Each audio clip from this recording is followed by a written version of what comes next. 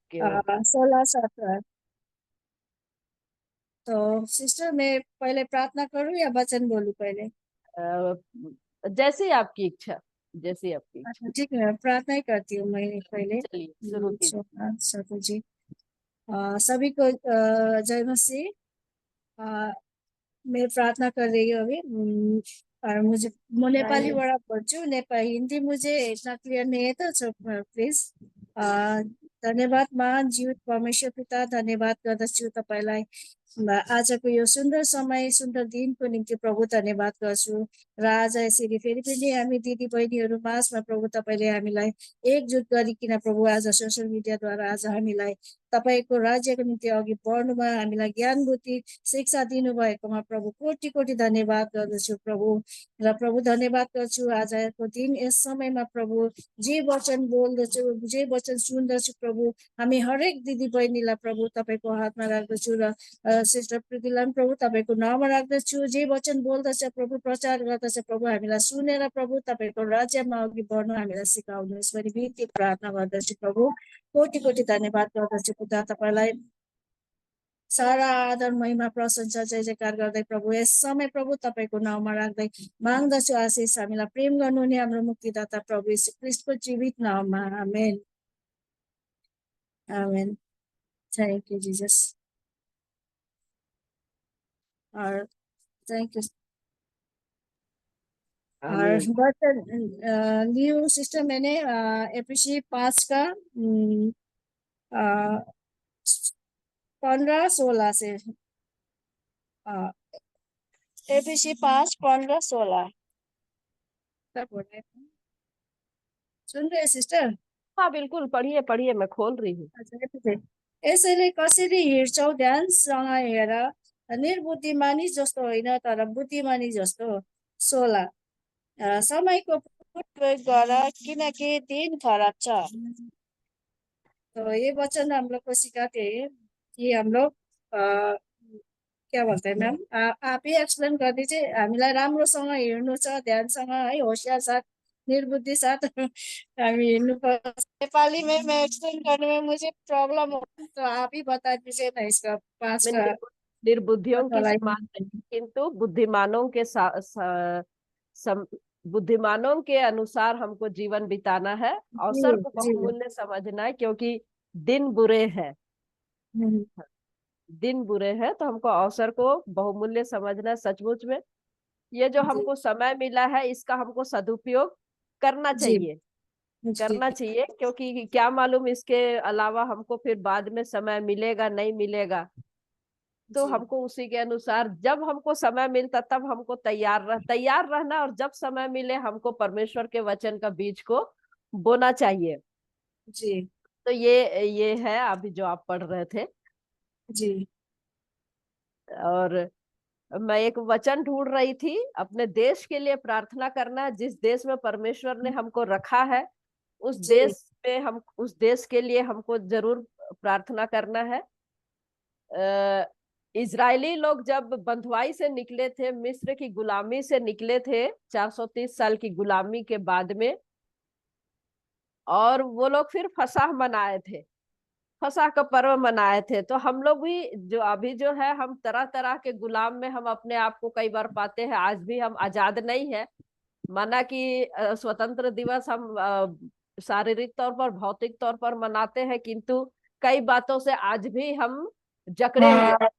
जैसे व्यवस्था को देखिए, या पाप को देखिए, अनैतिकता को देखिए, गुलामी, शोषण को देखिए। नारी शोषण आजकल घर घर में कितने हो रहे हैं, घरों में भी होते, बाहर तो छोड़िए, घरों में भी हो रहे हैं। गरीबी है हमारी, तो हम लोग इन सब चीजों से निकल नहीं पाए हैं अभी तक।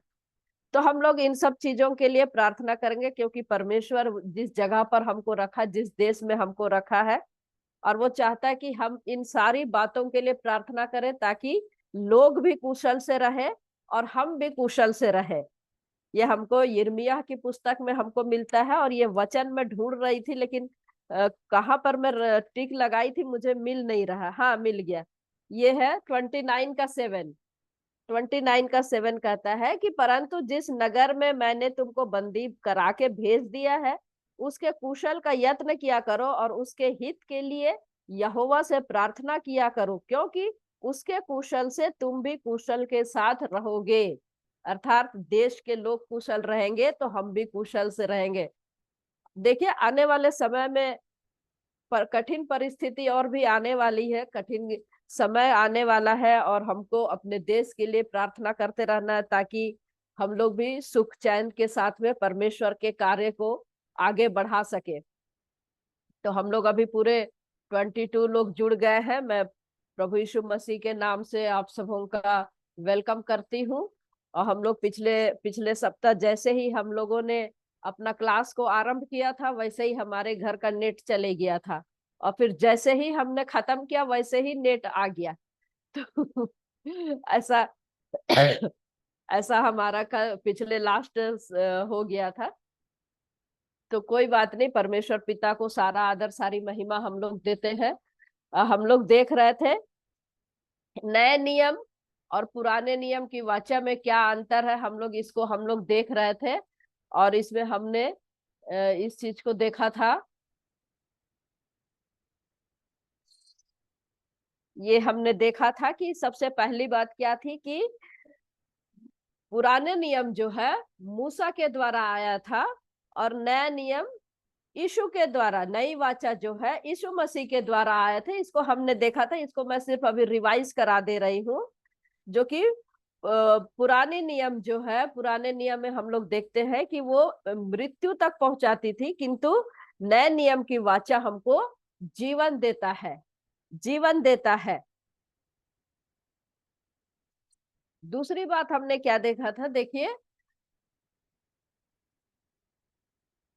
ये वाली तो नहीं था, ये तो कंडीशन वाली आ गई।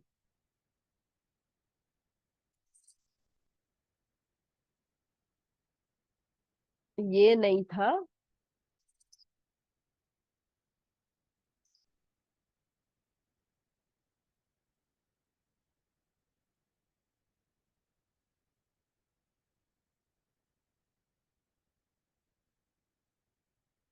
खैर कोई बात नहीं, ये नहीं था, गलत प्रिंट आ गया है। हम लोगों ने पिछले समय में देखा था कि पुरानी वाचा जो है मूसा के द्वारा आया था, परमेश्वर ने मूसा मूसा के थ्रू इजरायलियों को दिया था, जिसका चिन्ह क्या था, वाचा का संदूक। और नई वाचा में हम लोग क्या देख रहे थे कि यीशु मसीह के द्वारा आया, जिसका ये जो हम देखते हैं चिन्ह जो है प्रभु भोज, प्रभु भोज की विधि। और ये प्रभु भोज में जो है ये वाला जो बड़ा वाला है, ये प्याला बहुत ही महत्वपूर्ण प्याला है। ये वाला प्याला मेरे लहू में नई वाचा है, मेरे लहू में नई वाचा है, तो इसको हमने देखा था। और तीसरी बात हमने देखा था कि पुरानी वाचा यीशु मसीह के द्वारा समाप्त हो गई, और नई वाचा में हम देखते हैं कि प्रभु यीशु मसीह ने स्थापित किया था, स्थापित किया था। और हम देखते हैं कि पुरानी वाचा का अंत यीशु मसीह ने किया, और नई वाचा का आरंभ यीशु मसीह ने किया। चौथी बात हमने देखा था कि पुरानी वाचा जो है गुलाम बनाती अर्थात हमको ऐसे ऐसे कार्य करना ही है, यदि नहीं करेंगे तो हम जान से मारे जाएंगे। ये नियम, ये विधि हमको करना ही करना है, यदि नहीं किए तो हम जान से मारे जाएंगे। और नई वाचा में हम लोग देखते हैं कि इंसान को आजाद करती है, नई वाचा जो है मनुष्य को आजाद करती है। पांचवी बात हमने देखा था कि पुरानी वाचा जो है कभी किसी को सिद्ध नहीं करती, पुरानी वाचा कभी किसी को सिद्ध नहीं करती, किंतु नई वाचा हम देखते हैं मनुष्य को सिद्धता तक लेकर के आती है। नई वाचा जो है मनुष्य को सिद्धता तक लेकर के आती है।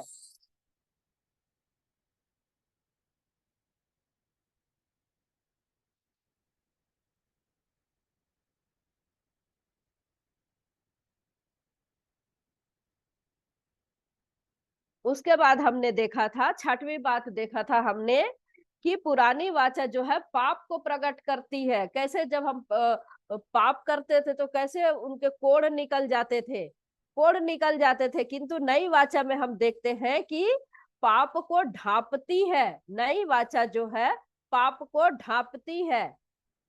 माफ करती है। सातवीं बात हमने देखा था, ये थोड़ा गड़बड़ हो गया, इसको ठीक कर दो।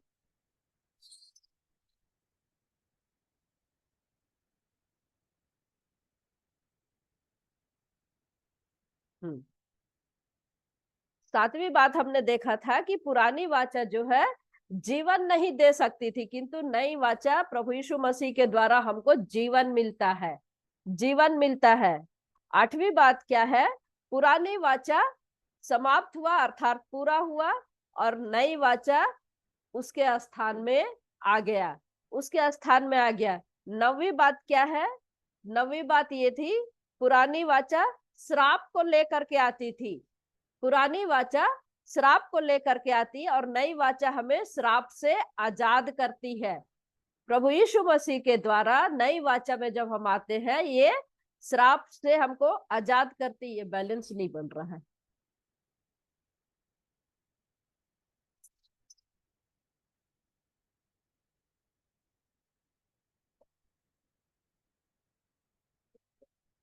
हम्म हम्म हम्म ठीक, ठीक है। और 10वीं बात क्या थी, 10वीं बात हमने देखा था कि पुरानी वाचा में जीना है तो काम करना पड़ेगा, बराबर। पुरानी वाचा में जीना है तो काम करना पड़ेगा, अर्थात कर्म कांड को बहुत महत्व दिया पुराने नियम में था, किंतु नए नियम में हम वाचा में देखते हैं, नई वाचा में जीवन पाना है तो विश्वास करना पड़ेगा, विश्वास करना पड़ेगा। गलतियों 3 का 10 और 11 हमने इस चीज को देखा था। तो प्रियो, जब प्रभु भोज हम लोग लेते हैं, तो प्रभु भोज जब भी हम खाते हैं, इन सारी चीजों को हमको देखना बहुत आवश्यक है कि प्रभु यीशु मसीह ने हमको किस प्रकार पुरानी विधियों से हमको छुड़ाया, पुरानी व्यवस्था से हमको आजाद किया, श्राप से हमको मुक्ति दिलाया, हमको पाप से उसने हमको मुक्ति दिलाया। हमको कर्म की आवश्यकता नहीं पड़ती है, किंतु हमको विश्वास की आवश्यकता पड़ती है। और जब हम प्रभु भोज खाते हैं तो हम अपने पाप को लेकर के प्रभु के यीशु मसीह के पास में जाते हैं, और उसका लहू हमको हर एक पाप से छुटकारा देता है। तो यहाँ तक हमने इन सब बातों को देखा था, 10 फर्क को हमने देखा था। आज हम 11वें फर्क को आज हम देखने का प्रयास करेंगे। 11वें फर्क को देखे, 11वें फर्क को क्या बता रहा, पुरानी वाचा जो है, पुराने नियम की वाचा मात्र एक शेडो, छाया है। पुरानी वाचा जो है मात्र एक छाया है, इसको हमने कई बार भी पढ़ा है। देखिए, कुलुसियों की पत्री 2 अध्याय उसका 14 से 17 पद क्या कहता है। कुलुसी 2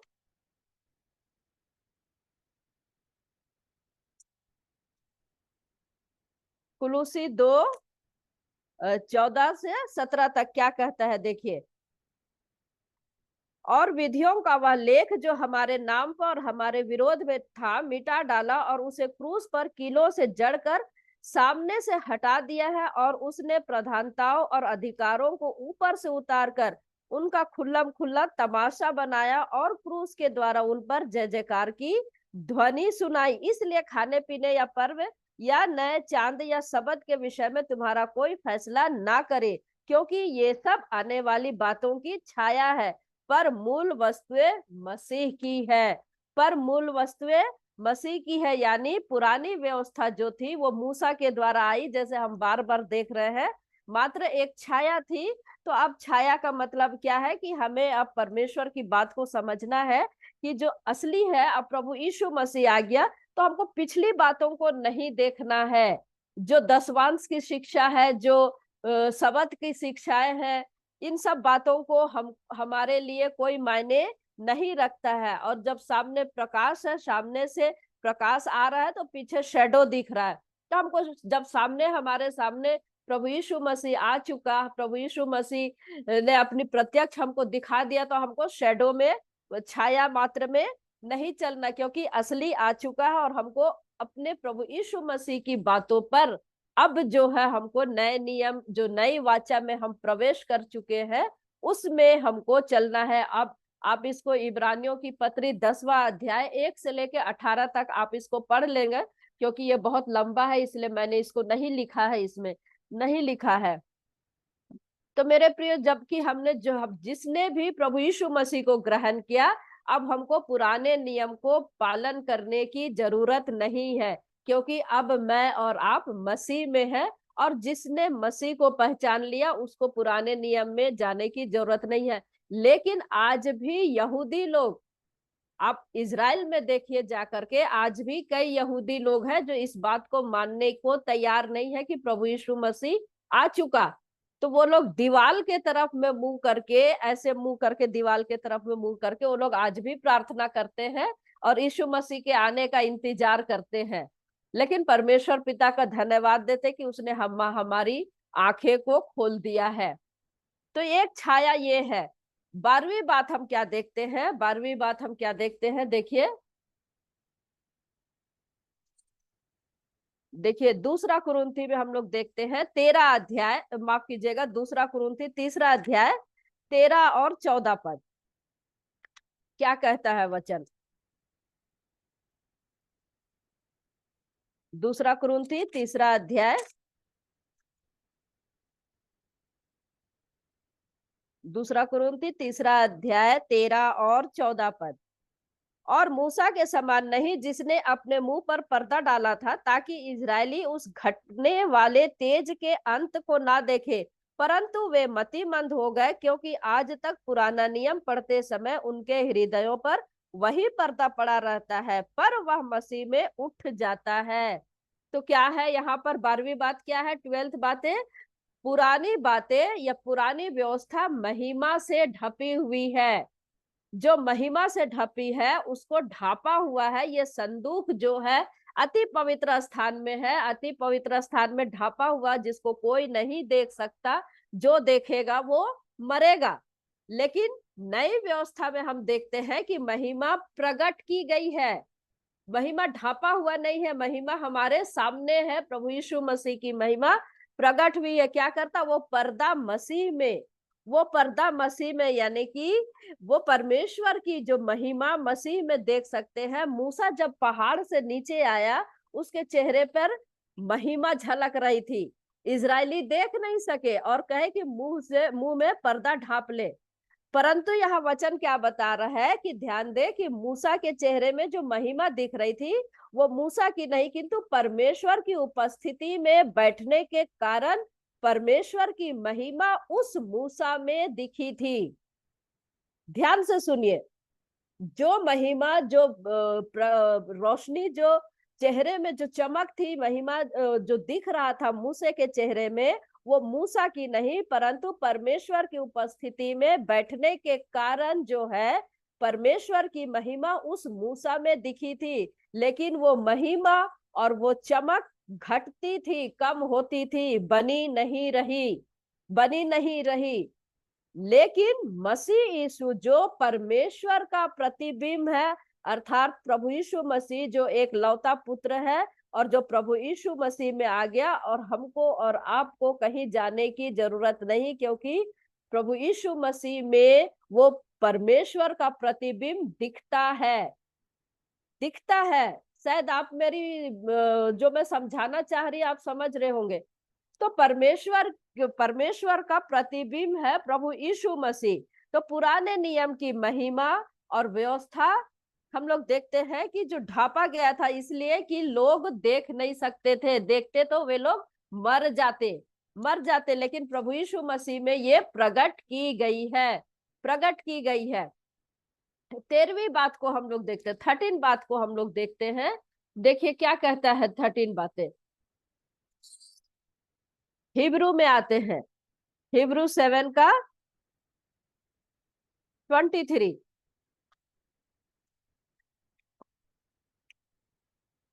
पुरानी व्यवस्था में अनेक याजक लोग रहते थे। हम लोग इसको इतना डीपली पढ़ रहे हैं कि मेरे ख्याल से सभी के दिमाग में ये असर कर रहा होगा, और सबने बहुत अच्छे से इसको दिमाग में बैठा करके रखे होंगे, क्योंकि हम बहुत धीरे धीरे पढ़ रहे हैं और बहुत विस्तार से पढ़ रहे हैं। तो 13 बात ये है कि पुरानी व्यवस्था में अनेक याजक लोग थे, अनेक याजक लोग थे। देखिए 7 का 23 क्या कहता है, 7 का 23 क्या कहता है। वे तो बहुत बड़ी संख्या में याजक बनते आए, इसका कारण यह था कि मृत्यु उन्हें रहने नहीं देती थी। मृत्यु उन्हें रहने नहीं देती थी, अर्थात पुराने नियम में, पुरानी व्यवस्था में कई याजक और महायाजक थे, मध्यस्थ करते थे, और वे इतनी ज्यादा संख्या में थे कि उन्हें दाऊद ने 24 दलों में बांटा था। अगर आपको मेरी, हम लोग ने स्टडी किया था उसको आप याद कर रहे होंगे, तो दाऊद ने 24 दलों में याजकों को बांटा था। इसलिए सारे याजक लोग जो अपनी आयु में या किसी भी कारण से, मनुष्य होने के नाते जब मर जाते थे उम्र के हिसाब से, तो हर एक व्यक्ति तो मरता ही है, तो फिर उसके बाद में फिर दूसरा तैयार होता था। तो मेरे प्रिय, 25 साल की उम्र में याजक होने के लिए आते थे। 30 साल की उम्र में मंदिर की सेवा आरंभ होती थी। 50 साल के आसपास में वे लोग रिटायर हो, क्योंकि भारी काम हो रहा है, भारी काम होने के बाद में वो लोग आज हटते थे। अब इसके बाद में दूसरे कोई आते थे, दूसरे आते थे, तो इस प्रकार से उनका जो सिलसिला फिर चलते रहता था। मौत के कारण या फिर किसी दूसरे कारण से वे लोग हटते जाते थे और फिर दूसरे आते जाते थे। दूसरे कैसे आते थे? हारून के घराने के ही, हारून के ही घराने के वंशज को अधिकार था कि वो याजक का कार्य करे, लेकिन कौन करेगा? जो सबसे बड़ा रहता था, बड़ा रहता था, उसी को याजक, महायाजक का कार्य, महायाजक का कार्य सौंपा जाता था। और याजक तो और भी कई थे, याजक तो कई थे। तो प्रियो, पुराने नियम में अनेक याजक होते थे। जब नए नियम में हम लोग देखते हैं, 24 से 28 पढ़िए, देखिए 7वें अध्याय का 24 से 28। पर यह युगानुयुग रहता है, इस कारण उनका याजक पद अटल है। इसलिए जो उसके द्वारा परमेश्वर के पास आते हैं वह उनका पूरा पूरा उद्धार कर सकता है, क्योंकि वह उनके लिए विनती करने को सर्वदा जीवित है। अतः ऐसा ही महायाजक हमारे योग्य था, जो पवित्र और निष्कपट और निर्मल और पापियों से अलग और स्वर्ग से भी ऊंचा किया हुआ हो। उन महायाजकों के समान उसे आवश्यक नहीं कि प्रतिदिन पहले अपने पापों और फिर लोगों के पापों के लिए बलिदान चढ़ाए, क्योंकि उसने अपने आप को बलिदान चढ़ाकर उसे एक ही बार में पूरा कर दिया। क्योंकि व्यवस्था तो निर्बल मनुष्यों को महायाजक नियुक्त करती है, परंतु उस शपथ का वचन जो व्यवस्था के बाद खाई गई, उस पुत्र को नियुक्त करता है, जो युगानुयुग के लिए सिद्ध किया गया है। युगानुयुग के लिए सिद्ध किया गया है, अर्थात सर्वदा का महायाजक हमें दिया गया। पुराने नियम में सैकड़ों, हजारों, लाखों याजक थे, परंतु नए नियम में एक ही सर्वदा का याजक, जो मरने का नहीं, जो कभी नहीं मरेगा, जो अनंत काल का है। इसलिए दूसरा कोई याजक उसकी जगह जरूरत नहीं है। आज हम देखते हैं कि कैसे लोग जो है पोप को बैठा के रखे हैं याजक के नाम पे। पोप, आज के दिन में पोप इतना पावरफुल व्यक्ति बन गया है कि राजनीतिक क्षेत्र में भी कहां पर गोली चलाना है, किस देश से युद्ध करना है, उसकी अनुमति लिया जाता है। आज ये स्थिति आ गई है, तो पोप इतना ऊंचे स्थान पर बैठ चुका है, याजक बन के बैठा है, कि परमेश्वर का पुत्र प्रभु यीशु मसीह यानी हमारा महायाजक भी साइड कर दिया गया है। ये कैथोलिक वालों की बात कर रही हूं मैं। मरियम को हम लोग देखते हैं, ऐसे ही हम लोग बड़े बड़े बिशप को भी कई अज्ञानता के कारण हम लोग इस प्रकार से लोगों ने बैठा के रख दिया है। तो मेरे प्रियो, महायाजक हमारा एक ही है, ना तो पोप है, ना तो मरियम है, ना ही बिशप है, ना ही XYZ जो भी हम बड़े बड़े पोस्ट में हम बोलते हैं, ऐसा कोई नहीं है, कोई नहीं है। तो लोग सोचते हैं कि यदि पोप और पादरी है, महायाजक है, लेकिन हमारा महायाजक सिर्फ और सिर्फ प्रभु यीशु मसीह है। तो पुराने नियम में बहुत से याजक थे, क्योंकि वे इजरायली लोग के पास में, इजरायलियों के लिए वो छाया था, जो शेडो था, वो जो तंबू थे, वो पूरे परमेश्वर ने कुछ समय के लिए दिया था, कुछ समय के लिए दिया था। अब देखिए, इब्रानी में हम लोग 7वें अध्याय का 26 पद में हमने क्या पढ़ा? अतः ऐसा ही महायाजक हमारे योग्य था, जो पवित्र और निष्कपट और निर्मल और पापियों से अलग और स्वर्ग से भी ऊंचा किया हुआ हो। इसलिए हमें दूसरे किसी चीज की बलि चढ़ाने की आवश्यकता नहीं है। पहले के महायाजक लोग पहले अपने लिए बलि चढ़ाते थे, उनको अपने लिए बलि चढ़ाने की आवश्यकता पड़ती थी, किंतु हमारे नए नियम का महायाजक को इस किसी भी अपने लिए खुद के लिए किसी प्रकार की बलि चढ़ाने की आवश्यकता नहीं, क्योंकि वो खुद पवित्र है, निष्कलंक है, निर्मल है, पापियों से अलग है, इसलिए इसे अपने लिए बलि चढ़ाने की आवश्यकता नहीं है। नहीं तो फिर वो किस लिए मरा?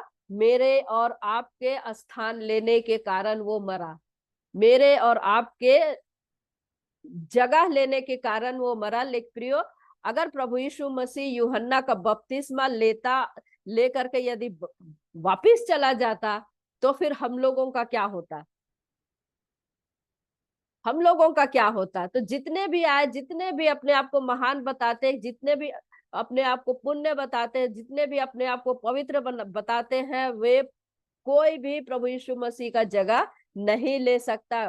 प्रभु यीशु मसीह ने स्वयं बपतिस्मा लेकर के हमारे मनुष्य के तरफ मुंह किया और क्या कहा? इसी रीति से सारी धार्मिकता को पूरा करनी है। प्रभु यीशु मसीह का सेंटेंस है ये। और फिर उसके बाद में यूहन्ना कहता है, क्या कहता है? देखो जगत का मेमना जो पापों को उठा ले जाता है। और इसलिए प्रभु यीशु मसीह ने अपने आप को सौंप दिया और मृत्यु का स्वाद हमारे लिए चखा, लेकिन मौत उसको अपने वश में नहीं कर सकी। मौत के जंजीर को उसने तोड़ दिया हमारे और आपके लिए, और उस छुटकारा को दिया उसने। मैं और आप प्रभु में नई वाचा में, उसके लहू में हम लोग आगे बढ़ सके और अनंत जीवन को हम लोग प्राप्त कर सके। 14 पॉइंट हम लोग देखते हैं।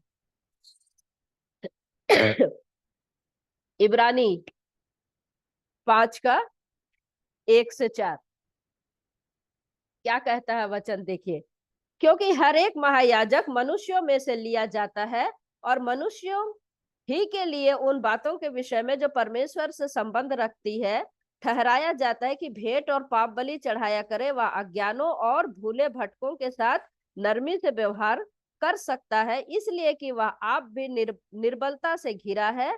इसलिए उसे चाहिए कि जैसे लोगों के लिए वैसे ही अपने लिए भी पाप बलि चढ़ाया करे। यह आदर का पद कोई अपने आप से नहीं लेता, जब तक कि हारून के समान परमेश्वर की ओर से ठहराया ना जाए। चौथा पद को देखिए, फिर से सुनिएगा। यह आदर का पद कोई अपने आप से नहीं लेता, जब तक कि हारून के समान परमेश्वर की ओर से ठहराया ना जाए। क्या मतलब हुआ इसका? 14 इब्रानी 5 का 1 से 4 जो हमने पढ़ा 14 पॉइंट में, पुराने नियम के याजक पृथ्वी के थे, परंतु नए नियम के जो हमारे याजक है स्वर्गीय है, जो मनुष्यों में से लिया गया, मनुष्य के लिए लिया गया। इसका मतलब ये हुआ कि आज हम लोग देखते चौथे पद को मैंने क्या पढ़ा? देखिए, यह आदर का पद कोई अपने आप से नहीं लेता। जो आज हम देख रहे हैं कि हर कोई अपने आप को प्रेरित कहलाता है, अपने आप से डंका पीट देता अपने के लिए कि मैं प्रेरित हूँ, मैं भविष्यवक्ता हूँ, मैं प्रॉफिट हूँ, मैं फलाना हूँ, मैं फलाना हूँ। लेकिन यहाँ वचन क्या कह रहा है कि ये आदर का पद कोई अपने आप से नहीं लेता। अर्थात हारून की भी हिम्मत नहीं थी कि अब मैं खुद को चुन सकूं और मैं महायाजक हूं, ये प्रूफ कर सकूं या मैं बता सकूं लोगों को। लेकिन आज के लोग कितने, सोच के देखिए प्रभु के लोग कैसे हैं कि वो खुद को अपोस्टल कहलाते हैं, खुद से बड़े बड़े डिग्रियां ले लेते हैं, खुद की बड़ी बड़ी डिग्रियां ले लेते हैं। और यह वचन क्या कह रहा है कि कोई भी अपने आप से महायाजक हूं ये नहीं बोल सकता, जब तक परमेश्वर उसको नहीं ठहराता, जब तक नहीं ठहराता। देखिए, पुराने नियम में हारून भी नहीं बोल सका कि मैं महायाजक हूं। परमेश्वर स्पष्ट प्रमाण देता है और चुन करके अलग करता है, चुन करके अलग करता है। तो पुराने नियम का महायाजक मनुष्यों में से लिया गया, मनुष्यों के लिए लिया गया और परमेश्वर ने नियुक्त किया, परमेश्वर ने नियुक्त किया। लेकिन नए नियम में देखिए, इब्रानियों में 9 का 24 को देखिए, इब्रानी में ही 9 का 24 को देखिए क्या कहता है वचन। 9 का 24, क्योंकि मसीह ने उस हाथ के बनाए हुए पवित्र स्थान में, जो सच्चे पवित्र स्थान का नमूना है, प्रवेश नहीं किया, पर स्वर्ग ही में प्रवेश किया ताकि हमारे लिए अब परमेश्वर के सामने दिखाई दे। हमारा ये 14 पॉइंट क्या है? पुराने नियम के याजक पृथ्वी के थे, परंतु नए नियम का याजक स्वर्गीय है। तो ये जो 24 पद हमको यही बता रहा है कि प्रभु यीशु मसीह स्वर्गीय। और 10वां अध्याय का 12 पद क्या कहता है? परंतु यह व्यक्ति तो पापों के बदले एक ही बलिदान सर्वदा के लिए चढ़ाकर परमेश्वर के दाहिने जा बैठा। परमेश्वर के दाहिने जा बैठा अर्थात यीशु जो है फसह का त्योहार मनाने मंदिर जाता था। जैसे हर यहूदी को साल में 3 बार जो मंदिर जाना होता था, वैसे प्रभु यीशु मसीह भी जाते थे। जैसे 40 दिन में मरियम अर्पण करने के लिए लेकर के गई बालक को, बाल्यावस्था में 12 वर्ष में कैसे व्यवस्था के अधीन में रहा, रब्बियों के सामने व्यवस्था के सवालों का वो जवाब दिया। 33 साल के जब ये इस पृथ्वी पर हर बार वो यरूशलेम जाते, मंदिर में गए, 2 बार कोड़े के द्वारा साफ किया। लेकिन जब महायाजक हुआ, महायाजक है, तो यीशु जो है अति पवित्र स्थान में क्यों नहीं गए? मरे हुओं में से जी उठने के बाद, पर्दा फटने के बाद वे अति पवित्र स्थान में जा सकते थे, लेकिन क्यों नहीं गए? क्योंकि वे संसार का महायाजक नहीं, संसार का बनाया हुआ महायाजक यदि वो, इसीलिए वो नहीं गए क्योंकि वो स्वर्गीय मंदिर का महायाजक होने के कारण धरती का मंदिर में जहां जानवरों की बलि होती थी, उधर उसको जाने की जरूरत नहीं पड़ी, क्योंकि उसने खुद अपना खून दे करके मरे हुओं में से जी उठकर, और इसीलिए उसने मरियम को छूने नहीं दिया, क्योंकि उसको महायाजकीय कार्य करना बाकी था। इसलिए परम पवित्र स्थान में जाना था अपना खून लेके, अर्थात परमेश्वर के सामने जाना था। इसलिए उसने पृथ्वी के मंदिर में जाना उचित नहीं समझा। महायाजक अपने लिए फिर लोगों के लिए खून चढ़ाते थे, परंतु प्रभु यीशु मसीह एक ही बार खुद को चढ़ा करके सर्वदा के लिए महायाजक बना और परमेश्वर के दाहिनी ओर जा बैठा, और फिर काम पूरा हो गया। प्रभु यीशु मसीह का काम पूरा हो गया। परमेश्वर का कार्य एक भाग है, प्रभु यीशु मसीह का कार्य दूसरा भाग है, हम मनुष्यों का कार्य तीसरा भाग है। तीसरा भाग हमको और आपको अदा करना है। 15वां पॉइंट, 15 पॉइंट देखिए, हिब्रू में ही देख रहे हैं, 7वां अध्याय 12 पद। क्या कहता है वचन? क्योंकि जब याजक का पद बदल जाता है तो व्यवस्था का भी बदलना आवश्यक है। याजक पद बदल जाता है तो व्यवस्था का भी बदलना आवश्यक है। हारून से एलियाजर, हमने जब चार्ट मैंने दिखाया था, हमने देखा था कि कैसे मनुष्य हारून के वंश से एलियाजर से पिनहास, लोग मरते गए, क्योंकि मनुष्य है, निर्बल है, समय के अनुसार हर कोई मरता है, तो मनुष्य भी मरे। इब्रानी 7 का 28, क्योंकि व्यवस्था निर्बल मनुष्यों को महायाजक नियुक्त करती है, परंतु उस शपथ का वचन जो व्यवस्था के बाद खाई गई, उस पुत्र को नियुक्त करता है जो युगानुयुग के लिए सिद्ध किया गया है। तो परमेश्वर ने शपथ खाई है। नए नियम में हम देखते हैं कि परमेश्वर ने शपथ खाई है। नए नियम किसका माइक ऑन है? ऑफ कर लीजिए। सॉरी, हाँ, किसी का माइक ऑन है, ऑफ कर लीजिए। तो पुराने नियम में हम देखते हैं कि वे मरते हैं। यहाँ पर हम देख रहे हैं इब्रानी 7 का 28 में परमेश्वर ने शपथ खाई है। नए नियम का व्यवस्था युगानुयुग के लिए सिद्ध किया गया है। पुराने नियम का महायाजक का स्थान कोई दूसरा ले सकता था, परंतु यीशु मसीह नए नियम का महायाजक का स्थान कोई नहीं ले सकता, क्योंकि वो युगानुयुग का महायाजक है। युगानुयुग का महायाजक है। तो मेरे प्रिय, पुरानी नियम का जो वाचा है वो छाया है। नए नियम के जो है परमेश्वर ने शपथ खा करके महायाजक को नियुक्त किया है, और ये असलियत है।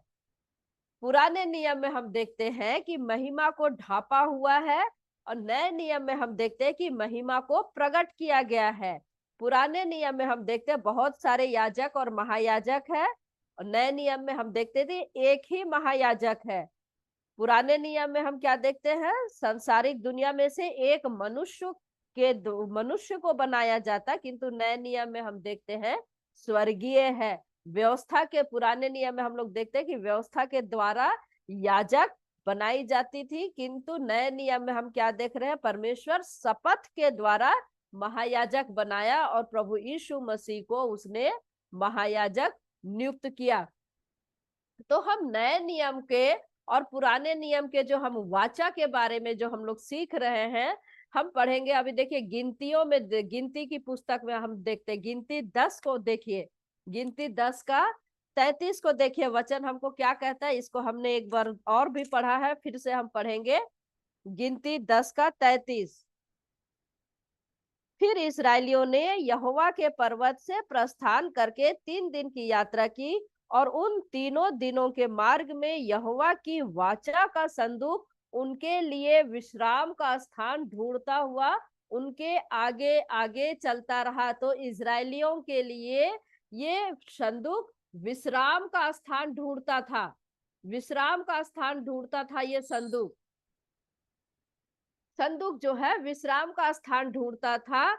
और ये मेरे प्रियो, इजरायलियों के लिए इस संदूक का दूसरा नाम को हम देख रहे हैं वाचा का संदूक, परमेश्वर का वाचा का संदूक। और ये क्या कह रहा है, विश्राम का स्थान को ढूंढ रहा है। ये कितनी गंभीर बात है। इजरायली लोग जब इस संदूक को देखते थे, परमेश्वर की उपस्थिति का उनको एहसास होता था, क्योंकि वे लोग परमेश्वर को नहीं देख पाते थे। परमेश्वर को तो किसी ने भी नहीं देखा, किंतु वे लोग इस संदूक को देखते थे तो परमेश्वर की उपस्थिति का उनको एहसास रहता था, उनको तसल्ली होती थी कि परमेश्वर उनके मध्य में है। और क्योंकि ये परमेश्वर की उपस्थिति का ये एक सूचक था, जिसको फिलिस्ती लोग जो है अपने ताकत के बल पे उसको लेके छीन के ले गए थे, और शुभ चीज है बोल करके ले गए थे, लेकिन उनके लिए और ये परेशानी का कारण बना। उनका देवता लोग भी गिर गए, नाश हो गए।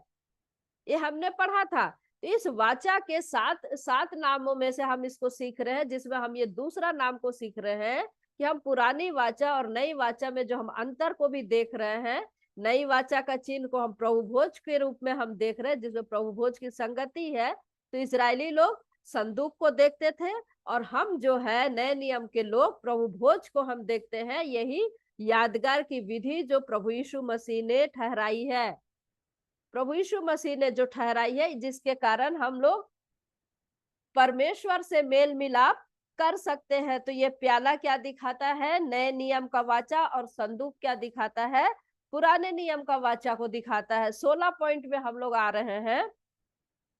हिब्रू में हम लोग पढ़ रहे हैं 9 का 1 से 3। हिब्रू में हम लोग देख रहे हैं 16 पॉइंट को हम लोग देख रहे हैं। 9 का 1 से 3 को हम लोग पढ़ेंगे। उस पहली वाचा में भी सेवा के नियम थे, और ऐसा पवित्र स्थान था जो इस जगत का था, क्योंकि एक तंबू बनाया गया। पहले तंबू में दीवट और मेज और भेंट की रोटियां थी, और वह पवित्र स्थान कहलाता है। दूसरा पर्दे के पीछे वह तंबू था जो परम पवित्र स्थान कहलाता था, पवित्र स्थान कहलाता था, पद 3 तक।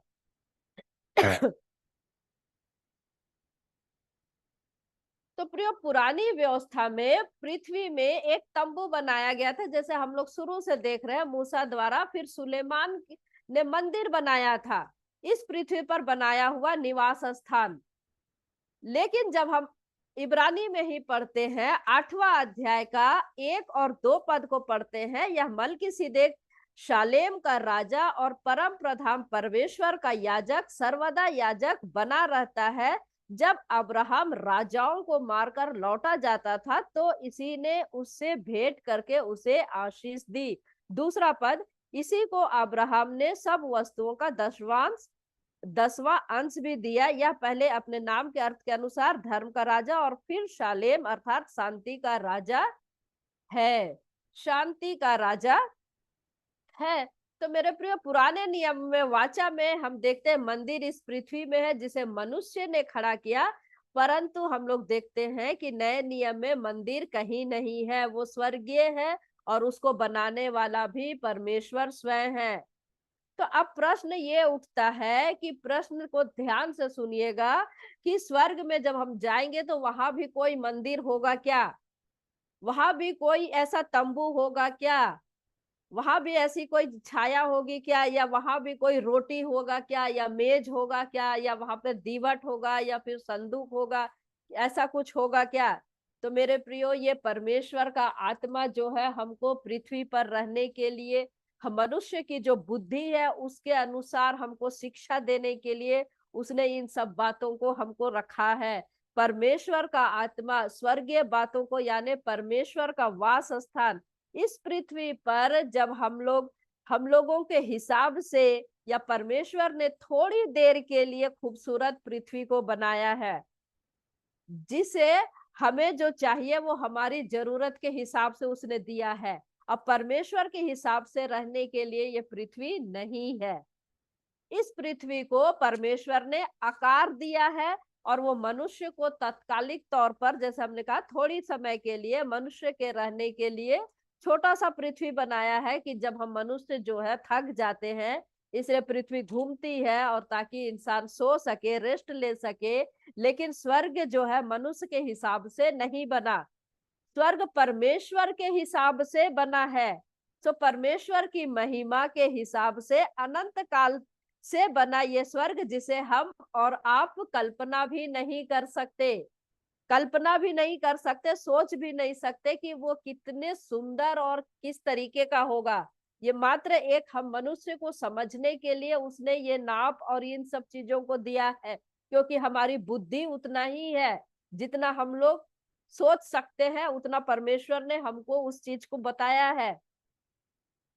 तो प्रिय, स्वर्गीय बातों को समझने के लिए परमेश्वर अलग अलग वस्तुओं के द्वारा या मंदिर की सेवकाई के द्वारा अपने स्वभाव को व्यवस्था के द्वारा इंसान को समझा रहा है। तो जो स्वर्ग का जो मंदिर है, जहां प्रभु यीशु खुद चढ़ गया अपना लहू को लेकर के, वहां का मंदिर या भवन नहीं, वो परमेश्वर का महिमा के अनुसार का वो वास स्थान है, जो हम मनुष्यों के परे की बात है। हम उसकी कल्पना भी नहीं कर सकते, सोच भी नहीं सकते। तो नए नियम की व्यवस्था उस प्रभु यीशु मसीह का मंदिर, स्वर्गीय मंदिर, जिसमें हमको आशा है, ना हमको वहां पर कभी दुख होगा ना तकलीफ होगा। जब हम आमने सामने देखेंगे हम लोग उस चीज को, तब हम समझ पाएंगे। आज हम इतना नहीं समझ सकेंगे इस पृथ्वी में रह के, क्योंकि हमारी बुद्धि, हमारी सोच और परमेश्वर की बुद्धि, परमेश्वर की सोच में जमीन आसमान का अंतर है। हम कल्पना भी नहीं कर सकते। तो हमको बहुत सी बातें हमको उस समय में समझ में आएगा, आज हमको समझ में नहीं आएगा। 17वां पॉइंट हम देखते हैं, 17th पॉइंट को हम लोग देखेंगे। देखिए क्या कहता है, फर्क क्या है। पुराने नियम की जो वाचा थी उसमें जो याजक थे हारून के वंश के आते थे, सारे लोग हारून के वंश के आते थे। याजक लेवी गोत्र से थे, लेकिन हर लेवी जो है याजक नहीं होते थे। हमने इस चीज को पढ़ा था, जैसे कोरा, दातान और अबीराम का हम लोगों ने पढ़ा था कि कैसे उन लोगों ने बलवा किए थे और कैसे वे लोग भस्म किए गए। तो याजक जो है के हारून के घराने को ही चुना और लेवी गोत्र के ही थे। और तो ये याजक दूसरे कोई नहीं बन सकते थे। लेवी घराने, वो भी हारून के घराने में ही जन्म लेना आवश्यक है। तो पुराने व्यवस्था का याजक हारून के घराने का हो और उसमें जो सबसे बड़ा होता था वही महायाजक बनता था। अर्थात जो महायाजक का पद भी मिलता था, सबसे बड़ा महायाजक, और बाकी जो उसके छोटे भाई लोग हैं वे लोग याजक होते थे। फिर अगली पीढ़ी आती थी, फिर अगली पीढ़ी आती थी, और इसमें जो सबसे बड़ा बन रहता था फिर वो महायाजक होता था और बाकी लोग याजक होते थे। तो पुराने नियम का महायाजक और याजक हारून के हिसाब से या हारून के घराने से होता है, किंतु नए नियम में हम देखते हैं कि महायाजक हारून की वंशावली में आया हुआ नहीं है, हारून से भी ऊंचा है। कैसे? मलकीसिदक के याजक पद के अनुसार आया है। मलकीसिदक के याजक पद के अनुसार, जिसको हम अभी हमने पढ़ा इब्रानियों की पत्री उसका 7वां अध्याय का 11 पद में और 21 पद में। तो मेरे प्रियो, इसका मतलब प्रभु यीशु मसीह का जो याजक पद है वो मलकीसिदक के याजक पद के अनुसार है। इसका मतलब अब्राहम जो इजरायलियों का मूल पिता कहलाता है, उसको जब वो कनान में आया, मलकीसिदक जो शालेम का राजा भी है और याजक भी है, हम लोगों ने इसको भी पढ़ा है कि कैसे वो दाखरस और रोटी लेकर के आया। अब्राहम ने अब्राहम से मुलाकात किया, मलकीसिदक ने उसको आशीष दी। तो मेरे प्रिय, मलकीसिदक का के जन्म और मृत्यु के बारे में बाइबल में वर्णन नहीं मिलता है। मलकीसिदक का जन्म और मृत्यु का के बारे में बाइबल में वर्णन नहीं मिलता है। किंतु आज हम देखते हैं कि याजक पद तो परमेश्वर ने पहला पत्रस 2 अध्याय 9 पद में हम में से जितने उस पर विश्वास करते हैं, उसने हमें याजकों का समाज बना दिया है। याजकों का समाज बना दिया। तो प्रिय, प्रभु यीशु मसीह अनादि काल का है, ना तो उसकी अंत है और ना ही आदि है। प्रभु यीशु मसीह अनादि काल का है, ना तो उसका आदि है और ना ही कोई अंत है। लेकिन हम मनुष्यों को आदि है और आरंभ है। एक समय था कि जब हम अस्तित्व में नहीं थे, लेकिन हमारा अंत नहीं था। बेशक स्वर्ग में हो चाहे नरक में हो, लेकिन अंत नहीं है। संसार छोड़ करके हम चले जाएंगे, लेकिन हमारे प्राण और आत्मा का अंत नहीं है। प्राण और आत्मा का अंत नहीं। शरीर तो हमारा यहीं सड़ जाएगा, मिट्टी में हम चले जाएंगे, गड्ढे में हम चले जाएंगे, लेकिन हमारा आत्मा परमेश्वर के पास चला जाएगा, उसका अंत नहीं है, यदि हमने अच्छा कार्य किया तो। मलकीसिदक के अनुसार याजक पद बोलने से अनंत काल का याजक पद है, और ये याजक पद अब हारून के याजक पद से भी ऊंचा है। पुराने नियम के याजक हारून के घराने से और नए नियम के याजक मलकीसिदक से है, अर्थात प्रभु यीशु मसीह। 18वां पॉइंट,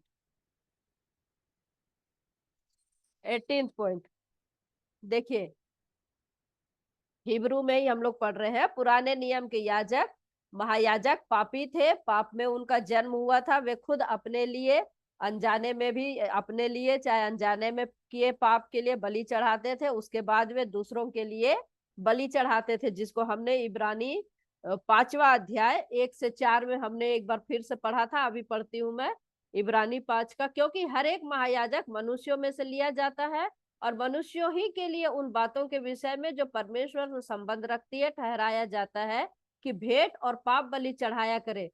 वह अज्ञानों और भूले भटकों के साथ नरमी से व्यवहार कर सकता है, इसलिए कि वह आप भी निर्बलता से घिरा है। इसलिए उसे चाहिए कि जैसे लोगों के लिए वैसे ही अपने लिए भी पाप बलि चढ़ाया करे। यह आदर का पद कोई अपने आप से नहीं लेता, जब तक कि हारून के समान परमेश्वर की ओर से ठहराया ना जाए। जब तक कि यह परमेश्वर की ओर से ठहराया ना जाए। तो मेरे प्रियो, यहाँ पर हम देख रहे हैं 26वां पद को भी हम देखते हैं, 7वां अध्याय का 26 पद को भी हम लोग देखते हैं। सब हमने एक बार और पढ़ लिया है। अतः ऐसा ही महायाजक हमारे योग्य था, जो पवित्र और निष्कपट और निर्मल और पापियों से अलग और स्वर्ग से भी ऊंचा किया हुआ हो। तो हम देख रहे हैं कि पुराने नियम के महायाजक पापी थे, संसारिक थे। पहले वे लोग अपने लिए चढ़ाते थे बलि, उसके बाद दूसरों के लिए चढ़ाते थे। किंतु हमारा नए नए वाचा का हम मध्यस्थ हम देखते हैं स्वर्गीय है, और वो क्या है? अनंत काल का है। आज परमेश्वर के दाहिनी ओर बैठा है और हमारे लिए सर्वदा का याजक है, और सर्वदा का याजक बनके वो हमारे लिए विनती करता है। विनती करता है। तो नए नियम का याजक वो अपने लिए बलि चढ़ाने की आवश्यकता उसको नहीं, क्योंकि वो निष्कलंक है और निर्दोष है। 19 पॉइंट,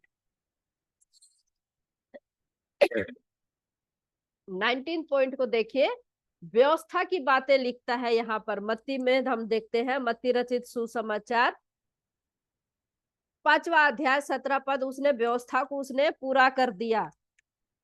5वां अध्याय 17 और 18 पद में पढ़ती हूँ निकाल करके।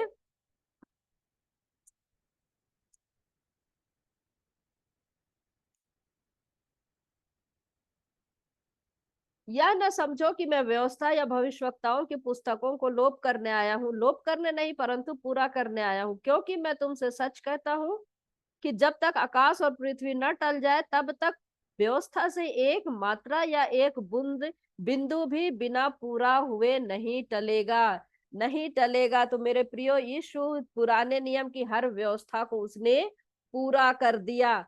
पुराने नियम के मंदिर, वहां की सेवकाई सारी की सारी प्रभु यीशु मसीह की ओर हमारा ध्यान आकर्षित करता है, हमारा ध्यान आकर्षित करता। जब प्रभु यीशु मसीह आ गए, अपनी सेवकाई को पूरा कर लिया, पुरानी व्यवस्था को समाप्त कर दिया। और हमने जो अभी इब्रानियों में हम पढ़ रहे थे 8वां अध्याय, उसका 6वां पद क्या कहता है, देखिए। पर उन याजकों से बढ़कर सेवा यीशु को मिली, क्योंकि वह और भी उत्तम वाचा का मध्यस्थ ठहरा, जो और उत्तम प्रतिज्ञाओं के सहारे बांधी गई है। और 10वां अध्याय का 9वां पद क्या कहता है, देखिए। फिर यह भी कहता है, देख मैं आ गया हूं ताकि तेरी इच्छा पूरी करूं। अतः वह पहले को उठा देता है ताकि दूसरे को नियुक्त करे, अर्थात पहली व्यवस्था को पूरा करके उठा दिया। अब पुरानी व्यवस्था के स्थान पर नई व्यवस्था नियुक्त हो चुकी है। तो मेरे प्रियो, ये ना सोचो कि हम व्यवस्था जो है, नई व्यवस्था आ गई, पुरानी व्यवस्था से मुक्त हो गए, परंतु नई व्यवस्था लागू हो गई। प्रभु यीशु मसीह ने पौलुस के द्वारा कलीसिया को प्रभु भोज की बात आदेश के तौर पर आज्ञा दिया है, आदेश के तौर पर दिया है प्रभु भोज की बात, कि पानी का बपतिस्मा लेना जरूरी है, प्रभु भोज में भाग लेना है और जगत में लोगों तक सच्चाई पहुंचाना है, अर्थात हमको प्रचार करना है, चेला बनाना है। अर्थात ये जो 3 कर्तव्य है, परमेश्वर ने कलीसिया को अर्थात हमको और आपको सौंपा है। पानी का बपतिस्मा लेना है, प्रभु भोज में भागी लेना है, प्रचार करना है, चेला बनाना है। तो ये 3 कर्तव्य को परमेश्वर ने कलीसिया को सौंपा है। तो पुराने नियम में जो 613 नियम, दशवांश है, ये खत्म हो गया, खतना खत्म हो गया, शब्द की बातें खत्म हो गई, सब पुरानी बातें खत्म हो गई। अब नई व्यवस्था को उसने नियुक्त कर दिया है, आज्ञा दिया मन फिराने का, मन फिराने का आज्ञा दिया। प्रभु यीशु मसीह को उद्धारकर्ता के रूप में स्वीकार कर लिए, जो कि हम सब ने किया है, चाहे मसीह परिवार में जन्मे हैं, चाहे हम पास्टर के बेटा बेटी है, चाहे हमारा नाम चाहे पतरस हो, चाहे डेविड हो, चाहे याकूब हो, यूहन्ना, कोई भी हो, किंतु व्यक्तिगत तौर पर हमको उद्धारकर्ता के रूप में प्रभु यीशु मसीह को ग्रहण करना बहुत जरूरी है। चाहे हम जितने भी 2-3 पीढ़ी के भी ईसाई क्यों ना हो, ईसाई क्यों ना हो, तो मेरे प्रियो, सिर्फ और सिर्फ हमको स्वीकार करना है, अंगीकार करना, उसके बाद में प्रभु यीशु मसीह के साथ उसकी मृत्यु में शामिल होना है, उसकी मृत्यु में शामिल होना। जैसे प्रभु यीशु मसीह क्रूस पर मरे गाड़े गए, और वैसे प्रभु यीशु मसीह की मौत की समानता में हमको शामिल होना, पिता पुत्र पवित्र आत्मा के नाम से, जो कि हम सब ने बपतिस्मा लिया है, हम सब ने बपतिस्मा लिया है। तो मेरे प्रियो, प्रभु यीशु मसीह की जो यादगार की जो चीजें हैं, प्रभु भोज की मेज, वो कितना इंपॉर्टेंट हमको बताता है, और वो हमको नई वाचा में हमको प्रवेश कराया है। तो हमको पुराने नियम की कोई भी दसवांश की शिक्षा में हमको नहीं जाना है। शनिवार सबत के, हाँ, यदि आपके पास में समय नहीं है, हम लोग शनिवार के दिन में भी मीटिंग कर सकते हैं, लेकिन व्यवस्था के अनुसार यदि आप सोचते हैं कि सबत के दिन के अनुसार हम उस दिन को करेंगे, तो ये गलत है, ये गलत हो जाएगा। तो हमको जांच के देखना है अपने जीवन को। पुराने नियम में कहीं हम पुराने नियम की किसी विधि के अनुसार तो हम नहीं चल रहे हैं। आज हमको अपने आप को जांचना है। देखिए, उसके बाद में आखिरी पॉइंट को हम लोग देखेंगे। देखिए क्या कहता है वचन में, यिर्मयाह नबी में देखते हैं। यिर्मयाह नबी की पुस्तक 31 में देखिए क्या कहता है वचन हमको। यिर्मयाह 31 में 31 का 33 31 का 33 क्या कहता है। परंतु जो वाचा मैं उन दिनों के बाद इज़राइल के घराने से बांधूंगा वह यह है, मैं अपनी व्यवस्था उनके मन में समाऊंगा और उनसे उनके हृदय पर लिखूंगा, और मैं उनका परमेश्वर ठहरूंगा और वे मेरी प्रजा ठहरेंगी। यहोवा की यह वाणी है। पुराने नियम की वाचा को हमने कहाँ लिखा हुआ देखा था? पत्थर की पट्टियों पर। पत्थर की पट्टियों पर लिखी हुई थी, दो पत्थर आगे पीछे सब जगह लिखी हुई थी। आप कहीं से नहीं बोल सकते कि मुझे तो दिखाई नहीं दिया, मैं तो पढ़ नहीं पाई। परंतु नए नियम की वाचा कहाँ लिखा हुआ है? हृदय रूपी पट्टियों पर। यिर्मयाह 31 का 33। तो पत्थर में लिखना और हृदय में लिखने में अंतर क्या है? पत्थर में लिखना और हृदय में लिखने का अंतर क्या है मेरे प्रियो? पत्थर में भी परमेश्वर ने खुद खोद करके लिखा था, परमेश्वर ने लिखा था। नए नियम में परमेश्वर ने हमारे हृदय में लिखा है। हृदय में लिखने का अर्थ क्या है कि जब कोई व्यक्ति प्रभु यीशु पर विश्वास करके उसे प्रभु यीशु और उद्धारकर्ता के रूप में स्वीकार करके आता है, उसी क्षण उसके जीवन में बहुत बड़ा आश्चर्य कर्म होता है। ध्यान से सुनिएगा।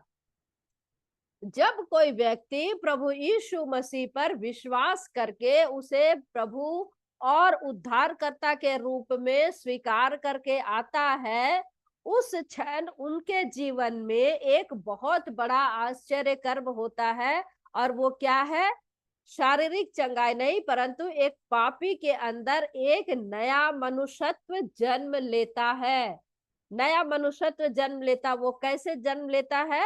ये उसके खुद के प्रयास से नहीं होता, ध्यान लगाने से नहीं होता, जाप और मंत्र करने से नहीं होता, परंतु परमेश्वर का आत्मा है एक पापी के अंदर, एक नया मनुष्य जो परमेश्वर से जन्मा है, वो अंदर आरंभ करता है। वो अंदर में हमारे अंदर आरंभ करता है। व्यक्ति के लिए या हमारे लिए या जो प्रभु यीशु मसीह को ग्रहण करता उसके लिए वो परमेश्वर नहीं, वो परमेश्वर से जन्मा एक नया मनुष्य बन जाता है। अब इस नए मनुष्य में ये परमेश्वर की धार्मिकता, परमेश्वर की पवित्रता, परमेश्वर की स्वरूपता, परमेश्वर की समानता में ये रचा जाता है। वो व्यक्ति कैसे बदलाव होता है उसकी बातें हम सीख रहे हैं। हृदय में लिखने से और पत्थर में लिखने का अंतर को हम समझ रहे हैं। जब हृदय में लिखाया जाता है, हृदय में जब हम आता है, प्रभु को जब हम ग्रहण कर लेते हैं, एक बदलाव को देखते हैं, नया मनुष्यत्व जन्म लेता है, तो इसके बीच में इसके बीच में परमेश्वर कार्य करता है, जो अद्भुत रीति से कार्य होता है। अद्भुत रीति से कार्य होता है। और उस नए जन्म में परमेश्वर की धार्मिकता, परमेश्वर की पवित्रता, परमेश्वर की स्वरूपता, परमेश्वर की समानता, वो सारी चीजें आती है और हमारे अंदर परमेश्वर की व्यवस्था लिखी हुई। और ये परमेश्वर की व्यवस्था के कारण मनुष्य जो है एक बदलाव को देखता है या हमारे अंदर एक बदलाव आता है। तो मेरे प्रियो, पुरानी व्यवस्था में पत्थर में लिखना और नई व्यवस्था में हृदय में लिखना। पुरानी व्यवस्था में सुनकर चलना है, सुनकर चलना। और नए नियम में, नए व्यवस्था में हम क्या देखते हैं? चलने का मन देता है। परमेश्वर का वचन हमको चलने का मन देता है। पुराने में पत्थर और हृदय में लिखने का अंतर को मैं बता रही हूँ ना, मैं फिर से बता रही हूँ। पुराने व्यवस्था में पत्थर में लिखा है, नए में हृदय में लिखा है। पुराने में महायाजक लोग बताते थे, पूरी सब चीजों को पढ़ के सुनाते थे। पब्लिक इजरायली लोग उसको सुनते थे, उसके अनुसार चलते थे। लेकिन नए नियम में हम क्या देखते हैं, नए वाचा में क्या देखते हैं, वो चलने का मन देता है। पुराने में हम लोग क्या देखते हैं, मन नहीं है तो भी चलना है, उसने बोल दिया कि तुमको ऐसे ऐसे नियम करना है, मतलब करना है, नहीं चलोगे तो जान से मारे जाओगे। लेकिन नए में हम लोग क्या देखते हैं, यहाँ कोई जबरदस्ती नहीं है। जबरदस्ती नहीं है, आपको चलना है तो चलो, नहीं चलना है तो मत चलो, आपकी मर्जी। नए नियम में हम देखते हैं कि व्यक्ति का मन ही ऐसा है कि उसको जबरदस्ती करने की जरूरत नहीं पड़ती। यदि आपके में परमेश्वर का वचन है तो आप स्वयं खींचे चले जाते हैं परमेश्वर की तरफ।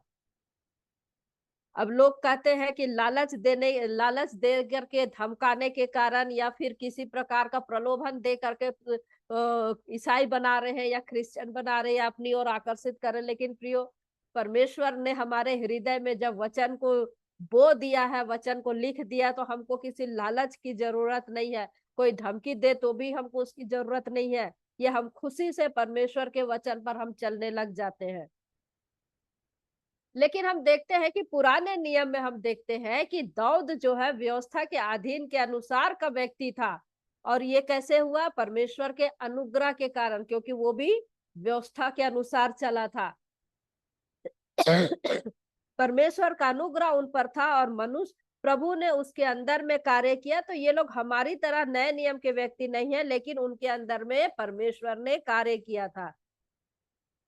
तो इन सारी चीजों को हम लोग फर्क देखते हैं। तो लेकिन जब हम फर्क देखते हैं, पुराने नियम का जो व्यक्ति दाऊद को हम लोग जब देखते हैं, भजन 74 भजन उसने हमको लिख करके दिया, जब पाप उसके जीवन में था और अबशलोम के कारण दाऊद जो है यरूशलेम छोड़ करके भाग रहा था, तो संदूक को भी उसने साथ में रख करके रखना नहीं चाहा था। और कैसे वो सिर में जो है कपड़ा डाल करके नंगे पांव भाग रहा है, किद्रोन नदी के पार करके वो जैतून के पहाड़ में रोते रोते भाग रहा था। तो ये था दाऊद, ये था दाऊद। तो मेरे प्रिय, नए नियम के वाचा में हम देखते हैं कि जिस किसी के साथ में प्रभु ने वाचा बांधा है, उसको लालच देने की जरूरत नहीं। आज बहुत दुख की बात होता है कि ऐसे लोग बोलते हैं कि हमको दोगे तो मिलेगा, हमको दशवांश दोगे तो आपको इतनी सारी आशीषें मिलेगी, आपको इतनी सारी चीजें मिलेगी, आप तरक्की करोगे। इन तरह की बातें पास्टर लोग बोलते हैं, हमारे अगुवे लोग बोलते हैं। लेकिन मेरे प्रियो, ऐसी बातें नहीं है। आपके हृदय में, हृदय रूपी पटिया में परमेश्वर का वचन है। आप जब चाहे आप जा सकते हैं, जब चाहे आप परमेश्वर से मिल सकते हैं। और जो इस प्रकार की जो दशवांश की शिक्षा की बातें करते हैं, और यदि आप बहुत ज्यादा दोगे, हिला हिला करके दोगे तो आपको बहुत आशीष मिलेगी, तो ये सारी चीजें जो है हमारे जो आज के जो नए सौदागर बोलूंगी, सौदागर या सौदाबाजी जो हमारे पास्टर लोग करते हैं, उनका ये कार्य है। ये दो वाचा दोनों अलग अलग तरह की बातें हैं, हृदय में लिखना और पट्टियों में लिखना। ये दो वाचा के अलावा कोई तीसरी बातें नहीं है, कोई तीसरी बातें नहीं है। तो मेरे प्रियो, पुराने नियम में जो परमेश्वर ने उनके लिए रखा था, वो हमारे लिए अब नहीं है। और यदि हम एक नियम को मानते हैं तो हमको 613 नियम पूरे के पूरे मानना है, जो कि आप नहीं मान सकते, नहीं कर सकते, नहीं कर सकते। तो हमारा प्रभु यीशु मसीह जो है सबत के दिन भी देखते हैं कि झोले के मारे हुए को चंगा किया था, चंगा किया था। और उस समय में माफ कीजिएगा, मेरी तबीयत खराब हो रही थोड़ी। उस समय में हम देखते हैं कि वहां का माहौल कितना खराब हो गया था, दंगा टाइप का हो गया था कि सबत के दिन इसने कैसे ये कार्य को कर दिया। और नए नियम में हम देखते हैं कि परमेश्वर को अपना आपका पैसा नहीं चाहिए, आप चाहिए, आपका समर्पण चाहिए, हृदय की गहराई से चाहिए। नए नियम के में परमेश्वर को हमारा कोई दशवांश नहीं चाहिए।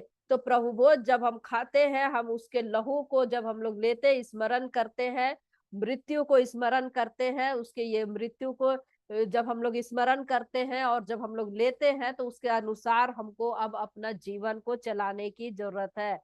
ना तो हमको परमेश्वर को हमारा पैसा नहीं चाहिए, उसको सिर्फ हमारा समर्पण चाहिए, समर्पण चाहिए मेरे प्रियो। तो आज हमने 20 पॉइंट को देखा, 20वां पॉइंट तक को देखा कि इसलिए हमको क्या करना, परमेश्वर ने हमारे हृदय में जो अपने वचन को बोया है और आज हम लोग कितनी डीपली स्टडी कर रहे हैं, तो हम लोग इसके अनुसार अपने जीवन को चलाएं, इसके अनुसार अपने जीवन को चलाएं, क्योंकि वो उस समय जो संदूक के समय में जो वाचा और परमेश्वर ने बांधा था, वो मंदिर, वो सारी पृथ्वी के थे, किंतु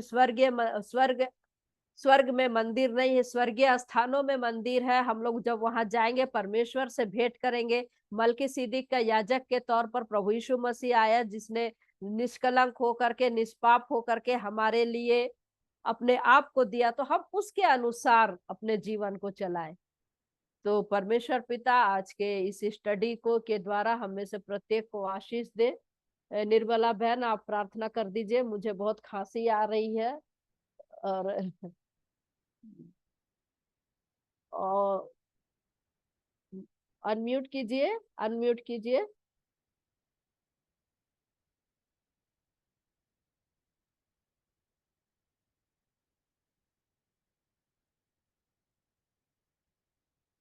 अनम्यूट कीजिए।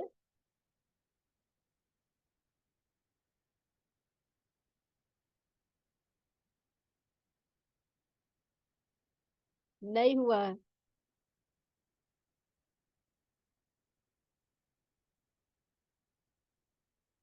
नहीं हुआ सिस्टर, नहीं हुआ, नहीं हुआ। हाँ हाँ, हो गया। हाँ, जी कीजिए। प्रार्थना करते हैं। पवित्र पवित्र अति पवित्र थोर कृपाळू दयाळू पित्या, तुझ्या नावाला शतशः धन्यवाद देते प्रभू राजा, दिवसभर सांभाळलं, ही सायंकाळची वेळ आमच्या आयुष्यामध्ये लाभू दिली, उपकार मानते प्रिय बापा। विशेष करून मी आज प्रार्थना करते, प्रीती कुजुरजीला तू आरोग्य दे, त्यांना जो काही त्रास होत आहे पिता, तो त्रास त्यांच्या शरीरामधून काढून टाक आणि आरोग्य देऊन तुझ्या गौरवासाठी त्यांचं जीवन उपयोगी होईल असं तो होऊ दे। जेवढ्या बहिणी आम्ही जुडलेल्या आहात त्या सर्वांच्या कुटुंबावर तुझ्या दयेचा कृपेचा हात असू दे। जे कोणी आजारी आहे अशावर तुझी दया आणि कृपा असू दे, आरोग्याचा हात लाव। आणि प्रिय बापा, तू व्यवस्थापर आम्ही तुझ्या वचनामध्ये राहावं असं होऊ दे। दयाळू कृपाळू बापा, उद्या आम्ही 15 ऑगस्ट साजरा करणार आहोत, तेव्हा दे बापा या भारत देशावर तुझी दया आणि कृपा असू दे। प्रिय बापा, सर्व काही शांततेने होईल असं होऊ दे। दयाळू कृपाळू बापा, सर्व काही तुझ्या हवाले आहे। या भारत देशामध्ये दे बापा, आम्ही स्वतंत्रतेने तुझा हा संदेश, सुसमाचार आम्ही प्रचार करावा असं होऊ दे। सर्व काही तुझ्या हवाली सोपित आहे। उद्याचा दिवस दाखव, यशच्या प्रिय आणि गोड नावाने मागते म्हणून ऐक पित्या, आमेन आमेन आमीन आमीन आमीन। आमेन आमेन।